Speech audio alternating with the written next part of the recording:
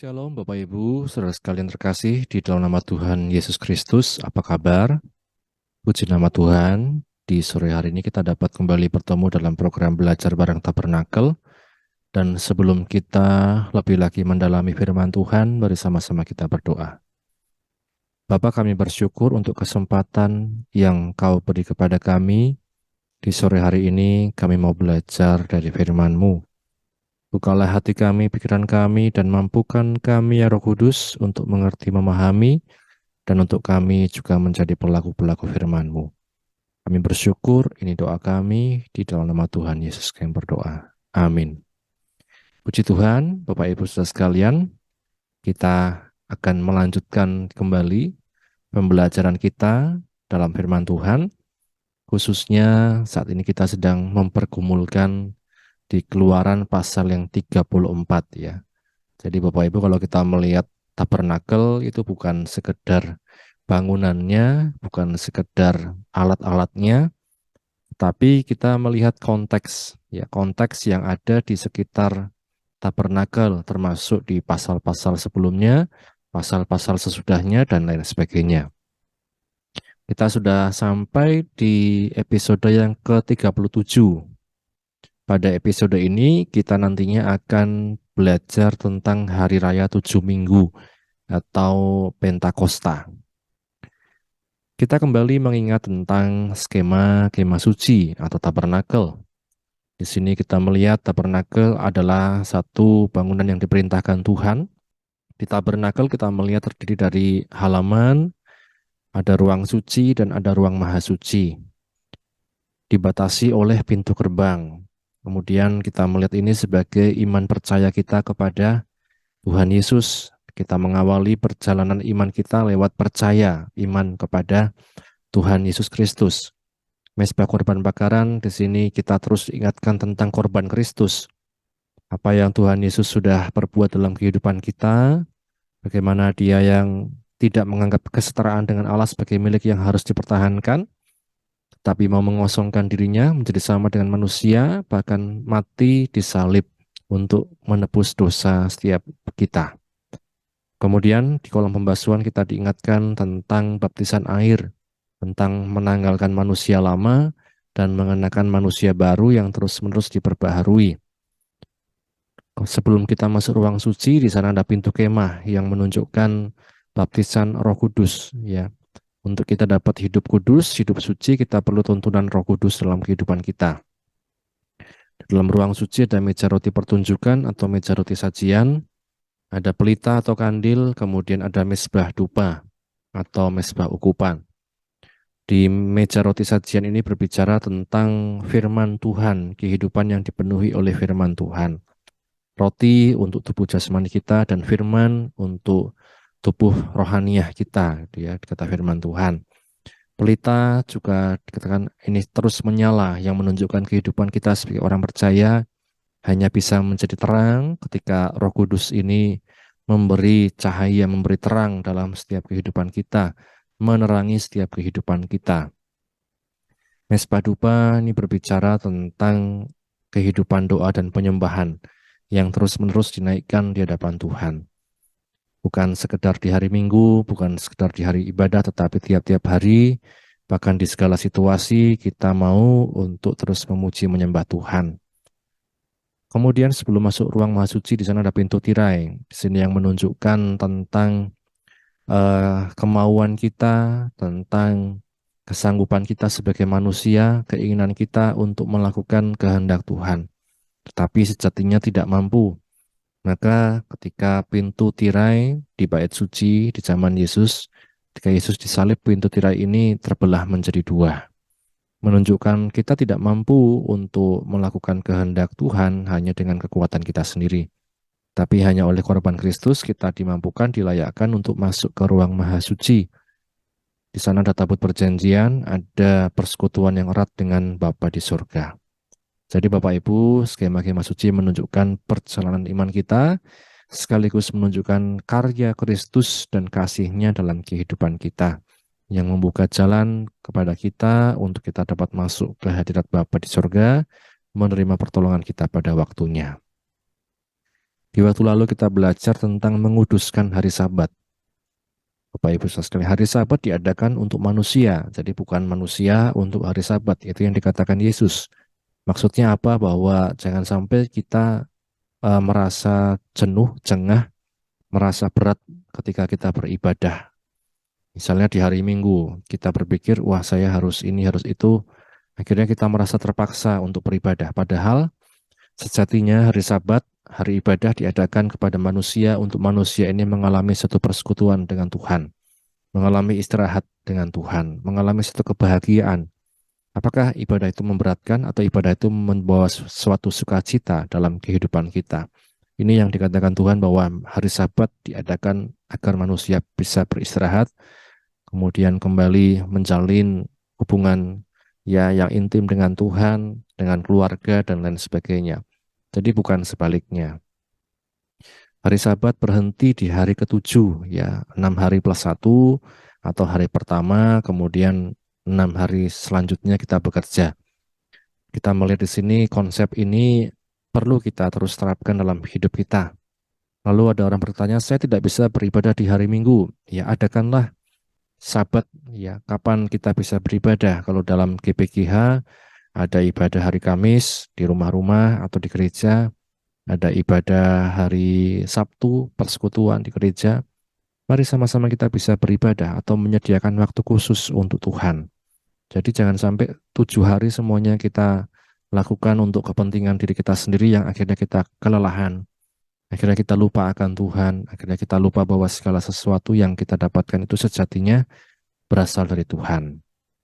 Hampir setiap hal dalam hidup ini butuh perhentian atau istirahat, termasuk kemarin saya beri contoh dalam lagu. Ya, kita kalau lagu itu kita nyanyikan tanpa tanda istirahat akan sangat melelahkan dan lagu itu menjadi tidak indah. Tapi kalau kita ada tanda istirahat dalam lagu itu, kita tahu kapan berhenti, ada titiknya, ada nolnya, dan lain sebagainya. Lagu itu menjadi indah dan kita pun bisa bernafas dengan baik saat kita menyanyikan lagu tersebut. Hari Sabat pemberian Tuhan untuk dinikmati oleh manusia. Jadi ini bukan hanya kewajiban, bukan hanya satu kebiasaan, tetapi mari sama-sama kita mengingat hari Sabat ini sebagai pemberian Tuhan. Kita menikmati apa yang Tuhan berikan saat beribadah. Jangan justru saat ibadah kita malah sibuk sendiri. Bapak Ibu, adakan satu perhentian di hadapan Tuhan, di hadapan manusia. Kita bisa mengalami satu perhentian. Kita bisa mengalami satu kenikmatan ketika kita bisa memaknai hari Sabat sebagai pemberian Tuhan. Jadi bukan hanya kewajiban yang melelahkan. Maka di Yesaya 58 ayat 13-14 di sana ada berbagai peringatan dan batasan dalam firman Tuhan supaya kita jangan menginjak-injak hukum hari Sabat dan lain sebagainya. Tapi mari sama-sama kita melihat peringatan dan batasan itu sebagai satu kasih Tuhan untuk kita dapat mengalami berkat, untuk kita dapat mengalami satu sukacita saat kita beribadah di hadapan Tuhan. Sabat dan kekristenan bukanlah penjara bagi manusia. Sebaliknya kita bisa menikmati perhentian dalam hadiratnya saat kita taat menjalankan perintahnya. Ini Bapak Ibu saudara sekalian. Jadi bukan penjara, bukan kewajiban semata-mata, bukan hal yang dipaksa, tetapi kalau kita nikmati Sabat itu sebagai pemberian Tuhan, kita bisa menikmati perhentian dalam hadiratnya saat kita taat menjalankan perintahnya. Kemudian Bapak Ibu kita akan melanjutkan pembelajaran kita saat ini tentang Hari Raya 7 Minggu atau Hari Pentakosta. Kita melihat perintah Tuhan di Keluaran pasal 34 di ayat yang ke-22. Keluaran pasal yang ke-34, kita melihat bersama di ayat yang ke-22. Keluaran pasal 34 ayat yang ke-22. Demikian bunyi firman Tuhan. Hari Raya 7 Minggu, yakni Hari Raya Buah Bungaran dari penuaian gandum, haruslah kau rayakan. Juga Hari Raya Pengumpulan Hasil pada pergantian tahun. Ya, sekali lagi, Hari Raya 7 Minggu, yakni Hari Raya Buah Bungaran dari penuaian gandum, haruslah kau rayakan. Juga Hari Raya Pengumpulan Hasil pada pergantian tahun. Berbahagia setiap kita yang baca, mendengar, dan juga yang melakukan firman Tuhan. Bapak Ibu saudara sekalian, kalau kita membaca ayat ini, kita belum begitu familiar ya, atau belum begitu terbiasa mendengar tentang Hari Raya 7 Minggu. Maka di sini kalau kita melihat dalam Alkitab dari LAI ada banyak ya catatan kaki yang bisa kita lihat tentang Hari Raya 7 Minggu. Hari Raya ini salah satu perintah yang diperintahkan Tuhan ketika Tuhan memberi perintah kepada bangsa Israel melalui Musa. Kemarin kita belajar di ayat 21, 6 hari lamanya engkau bekerja, tetapi pada hari yang ketujuh haruslah engkau berhenti. Kita belajar tentang hari Sabat. Kemudian di ayat 22, hari raya 7 Minggu, hari raya buah bungaran dari penuaian gandum haruslah kau rayakan. Jadi ini merupakan satu kelanjutan dari peringatan-peringatan Tuhan setelah peristiwa patung anak lembu emas ya. Dan kita melihat Bapak Ibu Saudara sekalian artinya bahwa ini salah satu hal yang penting yang Tuhan ingatkan melalui Musa. Hari Raya 7 Minggu kalau di Kamus Alkitab juga berbicara tentang Hari Raya Pentakosta. Dan kalau kita lihat Bapak Ibu ini ada beberapa catatan kaki yang dicantumkan oleh Lembaga Alkitab Indonesia untuk kita dapat bersama-sama melihat ya. Misalnya di Imamat 23 ayat 15 sampai 21. Imamat pasal yang ke-23, kita melihat bersama. Imamat pasal 23 ayat 15 sampai 21. Kemudian kamu harus menghitung mulai dari hari sesudah Sabat itu, yaitu waktu kamu membawa berkas persembahan unjukan harus ada genap 7 minggu. Sampai pada hari sesudah Sabat yang ketujuh, kamu harus hitung 50 hari. Lalu kamu harus mempersembahkan korban sajian yang baru kepada Tuhan. Dari tempat kediamanmu kamu harus membawa 2 buah roti unjukan yang harus dibuat dari 2/10 eva tepung yang terbaik dan yang dibakar sesudah dicampur dengan ragi sebagai hulu hasil bagi Tuhan. Beserta roti itu kamu harus mempersembahkan 7 ekor domba berumur setahun yang tidak bercela dan seekor lembu jantan muda dan 2 ekor domba jantan. Semuanya itu haruslah menjadi korban bakaran bagi Tuhan, serta dengan korban sajiannya dan korban-korban curahannya, suatu korban api-apian yang baunya menyenangkan bagi Tuhan. Kemudian kamu harus mempersembahkan seekor kambing jantan sebagai korban penghapus dosa, dan 2 ekor domba yang berumur setahun sebagai korban keselamatan. Imam harus mengunjukkan semuanya beserta roti hulu hasil itu sebagai persembahan unjukan di hadapan Tuhan beserta kedua ekor domba itu. Semuanya harus menjadi persembahan kudus bagi Tuhan dan adalah bagian imam. Pada hari itu juga kamu harus mengumumkan hari raya dan kamu harus mengadakan pertemuan kudus. Janganlah kamu melakukan sesuatu pekerjaan berat. Itulah suatu ketetapan untuk selama-lamanya di segala tempat kediamanmu turun-temurun. Ini Bapak Ibu sekalian. Dan kemudian kita melihat lagi di Bilangan pasal 28.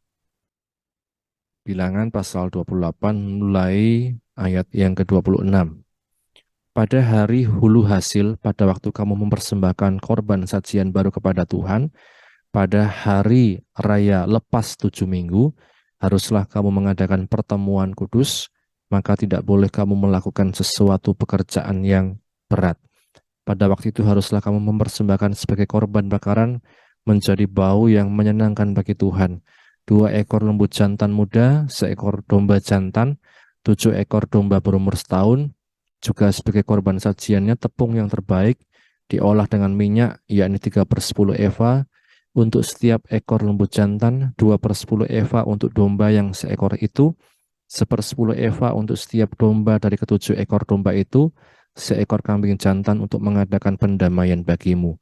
Selain dari korban bakaran yang tetap dan korban sajiannya, haruslah kamu mengolah semuanya itu, serta dengan korban-korban curahannya. Haruslah kamu ambil yang tidak bercela. Ini Bapak Ibu sekalian beberapa referensi catatan kaki tentang Hari Raya 7 Minggu. Dan kalau kita lihat, Bapak Ibu kalau membaca Alkitab cetak di bagian belakang itu ada Kamus Alkitab. Salah satunya adalah tentang Pentakosta. Di Pentakosta di sana lihat hari raya Pentakosta. Ada pokok bahasan tentang hari raya. Baik Bapak Ibu, saya akan bacakan tentang hari raya. Awalnya ketiga hari raya terbesar di Israel dirayakan sebagai pesta panen. Namun kemudian dikaitkan dengan karya Tuhan dalam sejarah bangsa Israel. Pertama, hari raya Paskah bersama hari raya roti tidak beragi dirayakan pada awal panen jelai dan dikaitkan dengan keluarnya Israel dari Mesir. Kedua, hari raya 7 minggu dirayakan pada awal panen gandum dan dikaitkan dengan pemberian Taurat di Gunung Sinai. Tiga, hari raya Pondok Daun dirayakan pada panen buah-buahan dan anggur, dikaitkan dengan pemeliharaan umat Israel di padang gurun.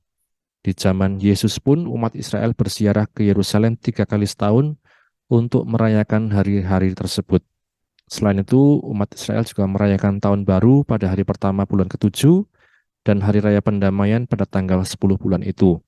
Bangsa Yahudi yang hidup dalam diaspora atau terpecah-pecah di luar Yahudi adalah yang pertama merayakan hari raya Purim dan hari raya Pentahbisan Bait Allah.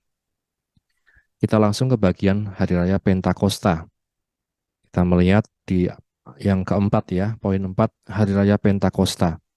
Perayaan pengucapan syukur bagi Israel atas hasil panen gandum.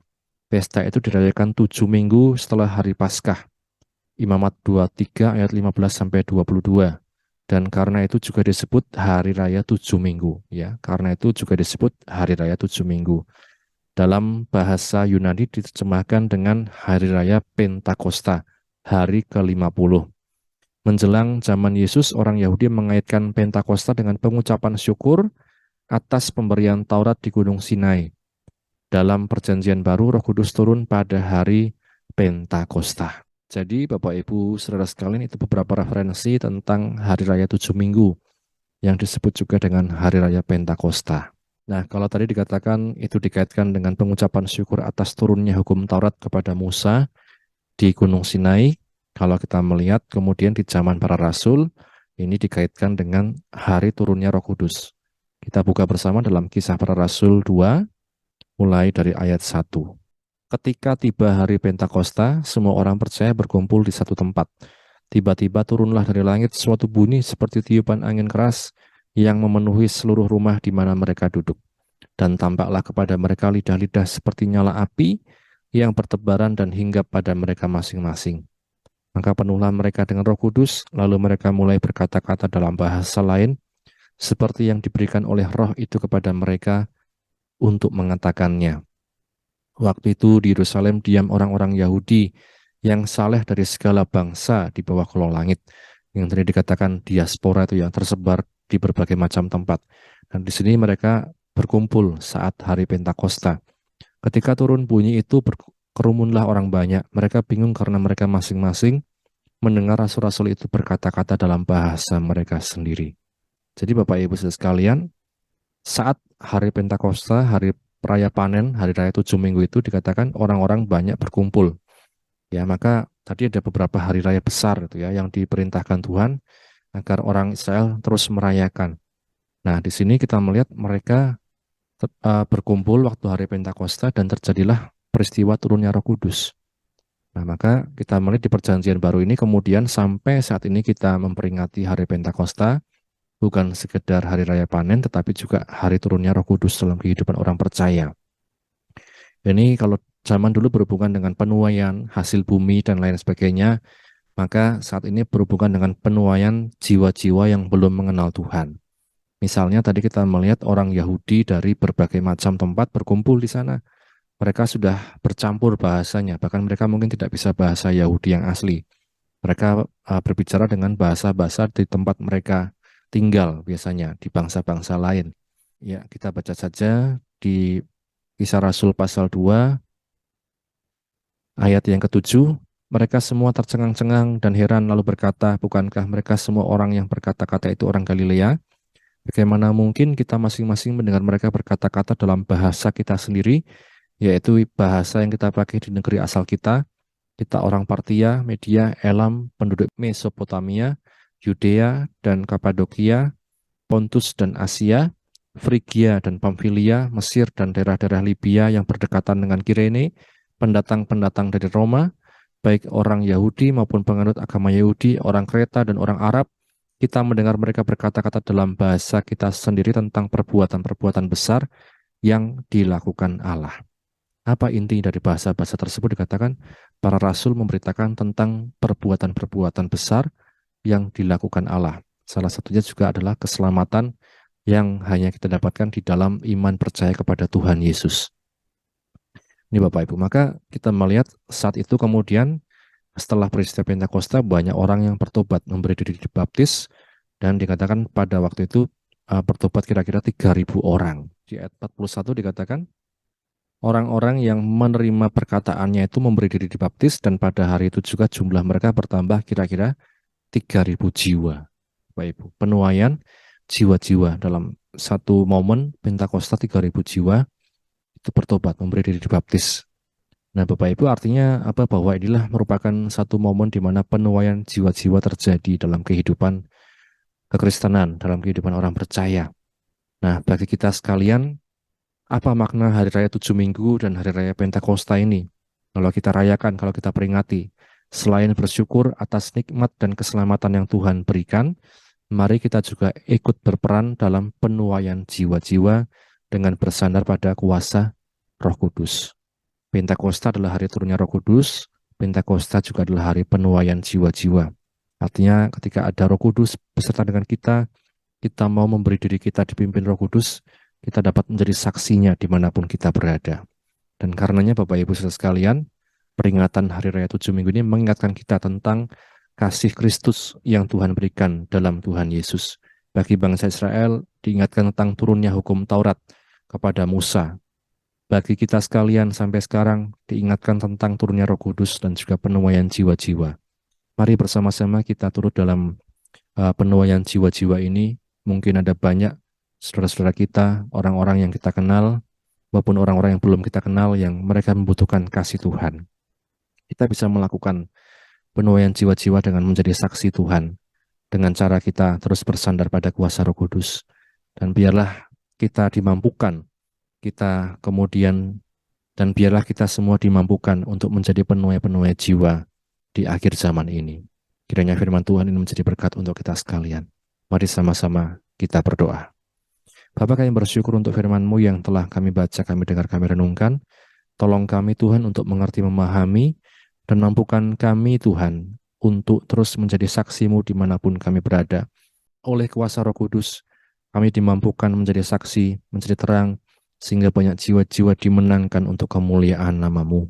Jadikan kami bukan hanya penonton, tapi kami mau ikut berperan Tuhan dalam penuaian jiwa-jiwa Tuhan.